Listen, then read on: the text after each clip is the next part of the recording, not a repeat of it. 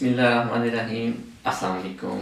मैं हूं इमरान शहजाद और आप देख रहे हैं bright group LLC official YouTube channel. तो दोस्तों, जैसे कि आप सब दोस्तों को पता है कि मैं बाकू अज़रबैजान के हवाले से ही मालूमाती वीडियोज़ बनाता हूं। तो आज भी मेरा इसी बाकू के हवाले से ही एक वीडियो बनाने जा रहा हूं, जिसका मौजू है कि बाकू में आप इल्लीगल कैसे होते हैं और आप इल्लीगल से लीगल कैसे हो जाएंगे। तो सबसे पहले मैं शुरू करूंगा अपने टॉपिक से कि आप बाकू में इल्लीगल कैसे होते हैं। सबसे पहले मैं अपने दोस्तों को इसके बारे में बताऊंगा। तो दोस्तों, वीडियो शुरू करने से पहले मैं अपने व्यूवर्स का बहुत शुक्रगुजार हूं जिन्होंने मेरी वीडियो को लाइक किया और सब्सक्राइब किया। तो दोस्तों, जब आप बाकू में फर्स्ट टाइम आते हैं, आप चाहे तो ई वीज़ा लेके आते हैं। ई वीज़ा आपका स्टूडेंट भी हो सकता है, बिजनेस भी हो सकता है, या टूरिस्ट वीज़ा भी आपका हो सकता है, डजेंट मैटर। या आप एम्बेसी से स्टिकर वीज़ा भी लेके आ सकते हैं। आप जब वीज़ा लेके आप अज़रबैजान बाकू में इंटर हो जाते हैं तो आपको 15 दिन के अंदर अंदर रजिस्ट्रेशन करवानी पड़ती है अपनी। अगर आप वो रजिस्ट्रेशन नहीं करवाते तो आप इलीगल हो जाते हैं। तो दोस्तों, ये रजिस्ट्रेशन क्या होती है और ये किसने करवानी होती है, मैं अपने तमाम दोस्तों को इसके बारे में बताना चाहता हूँ, ताकि वो जब भी अज़रबैजान बाकू में आए तो कम से कम उनको इस चीज़ का पता होना चाहिए। तो दोस्तों, जैसे आप अज़रबैजान में आ जाते हैं, ज़ाहिर बात है आप किसी न किसी जगह पे रहते हैं। वो हॉस्टल भी हो सकता है, होटल भी हो सकता है, या कोई प्राइवेट आपका घर भी हो सकता है। तो जैसे ही आप यहाँ पे आ जाते हैं तो आपको 15 दिन के अंदर अंदर रजिस्ट्रेशन करवानी पड़ती है। अगर आपने 15 दिन यहाँ नहीं रहना, मीन्स कि आपने 10 दिन बाद या 12 दिन बाद वापस चला जाना है, तो इसके लिए आपको ज़रूरत नहीं पड़ती। तो आप जब वापस चले जाते हैं तो इसकी ज़रूरत नहीं है। अगर आपने 15 दिन से ज़्यादा यहाँ पे रहना है तो आपको ये ज़रूर करवानी पड़ेगी। दोस्तों, इसका मकसद क्या होता है कि जब आप खुदा न खास्ता अगर आप बाकू में कोई मिसहैप हो जाता है या कोई ऐसा मसला हो जाता है, कम से कम उनको आपको ढूंढने में इजी हो जाती है कि बंदा कहाँ रहता है। वो कोई भी करवा सकता है, कोई फॉरेनर भी करा सकता है या कोई लोकल भी करवा सकता है, जिसके पास यहाँ के डॉक्यूमेंट्स हैं, यानी PR है, TRC है, उनमें से कोई भी हो वो इजी आपकी रजिस्ट्रेशन करवा सकता है। और वो ये गारंटी होती है कि वो आपको बंदा जानता है। तो दोस्तों, जैसे ही आप अपनी रजिस्ट्रेशन करवा लेते हैं तो आप लीगल अकाउंट होते हैं और आपने 1 महीने के अंदर अंदर इस मुल्क को छोड़ना होता है। और अगर आप नहीं छोड़ते तो आप इलीगल अकाउंट होते हैं।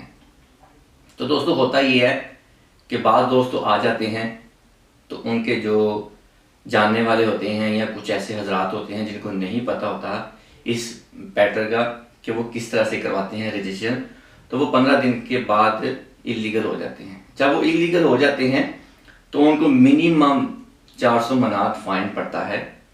1 महीने के अंदर अंदर वो आपने पे करना होता है।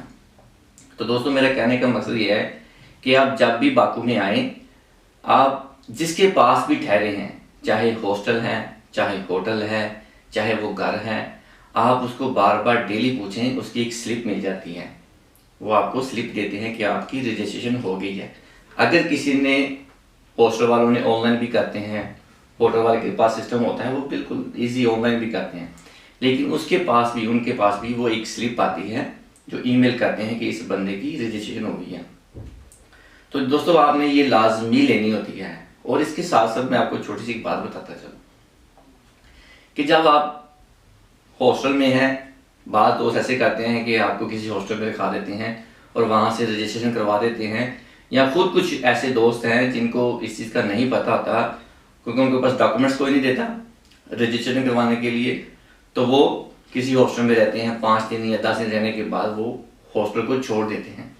तो दोस्तों, जैसे ही आप वो हॉस्टल छोड़ते हैं तो हॉस्टल वाले के पास अथॉरिटी होती है, क्योंकि उन्होंने आपकी रजिस्ट्रेशन करवाई होती है, तो वो आपकी रजिस्ट्रेशन को कैंसिल करवा देते हैं कि भाई वो इमिग्रेशन को मेल करते हैं कि ये बंदा हमारे पास रह रहा था, लेकिन फ़िलहाल ये बंदा हमसे आउट हो गया है, तो लिहाजा इसकी हमारे ऊपर जिम्मेदारी नहीं है। तो दोस्तों, बाद दोस्तों को इस चीज़ का इल्म नहीं होता, क्योंकि वो विदिन 1 वीक के अंदर अंदर आपको दोबारा जिस जगह पे आप जाकर रहते हैं उस जगह की रजिस्ट्रेशन करवानी होती है। अगर आप वो नहीं करवाते तो आप फिर इलीगल अकाउंट हो जाते हैं। तो दोस्तों मेरा आपको बार बार कहने का मतलब यही है कि अगर आप इस तरीके से आउट होते हैं तो आप कम से कम दूसरी जगह पे भी जाके अपने आप को रजिस्ट्रेशन करवाएं। अगर नहीं करवाएंगे तो आप इलीगल हो जाएंगे। तो दोस्तों मेरा कहने का यही था कि आप जब भी आए तो इस चीज़ को, इस मैटर को मतलब अपने जहन में रखें और अपने याद रखें।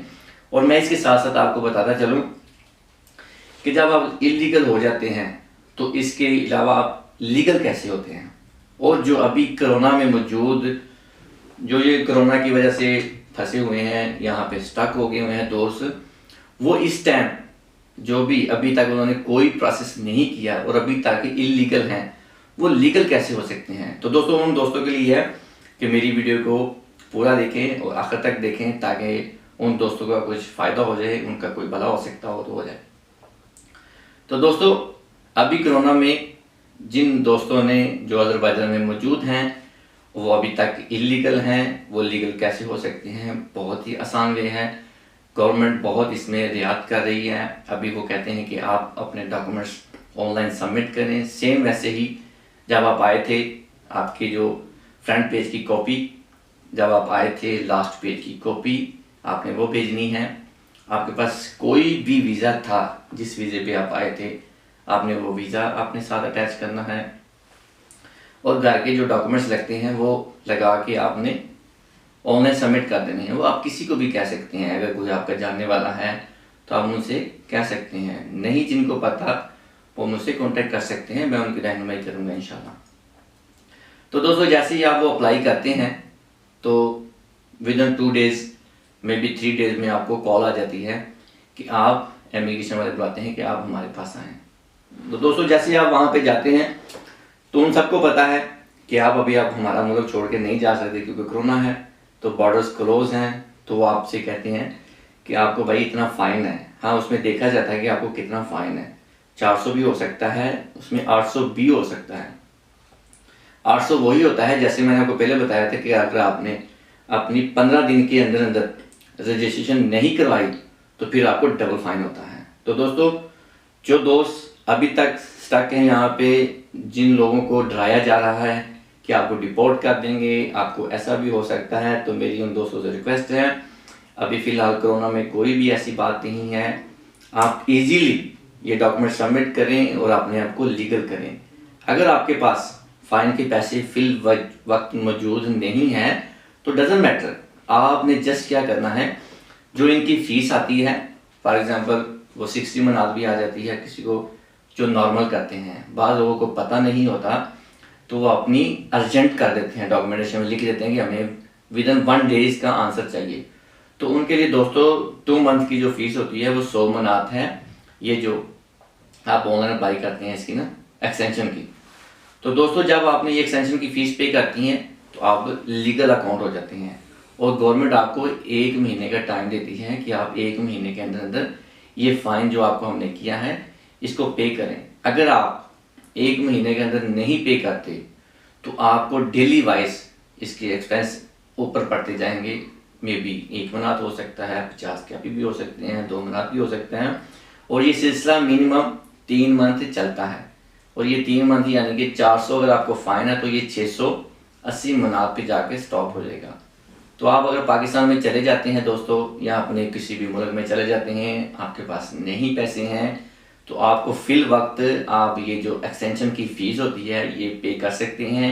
आप अपने मुल्क में बैठ के इनकी ऑनलाइन वेबसाइट पे बहुत इजी है, वो जो आपको फ़ाइन करते हैं उसके ऊपर एक कोड लिखा होता है। आप बहुत ही इजी तरीके से अपने मुल्क में बैठ के भी अपना फ़ाइन पे कर सकते हैं। तो मेरे दोस्तों मैं तो हमेशा ये चाहता हूँ कि आप लोगों का फ़ायदा हो और जो यहाँ पे स्टक हैं वो अपने आप को लीगल करें, अपने मुल्क का जो नाम है वो रोशन करें, और ना ही यहाँ पे कोई ऐसा प्रॉब्लम क्रिएट करें कि आपकी वजह से आपके मुल्क पे कोई ऐसी यानी कि इल्ज़ाम लगे कि ये बंदे यहाँ पे आते हैं और इलीगल हो जाते हैं। और अपने तमाम उन दोस्तों से रिक्वेस्ट करता हूँ कि जब भी आप आएँ इन चीज़ों को लाजमी है मद्देनज़र रखें जो आपको मैंने बताई हैं। आपने सबसे पहले फर्स्ट ऑफ ऑल आपका काम ये होना चाहिए कि आपने रजिस्ट्रेशन करवानी है। तो दोस्तों ये था मेरा आज का टॉपिक। तो मैं अपने तमाम दोस्तों का फिर एक बार बहुत शुक्रगुजार हूँ जिन्होंने मेरी इस वीडियो को देखा, लाइक किया, सब्सक्राइब किया। इसके साथ ही मैं इजाज़त चाहता हूँ। अल्लाह।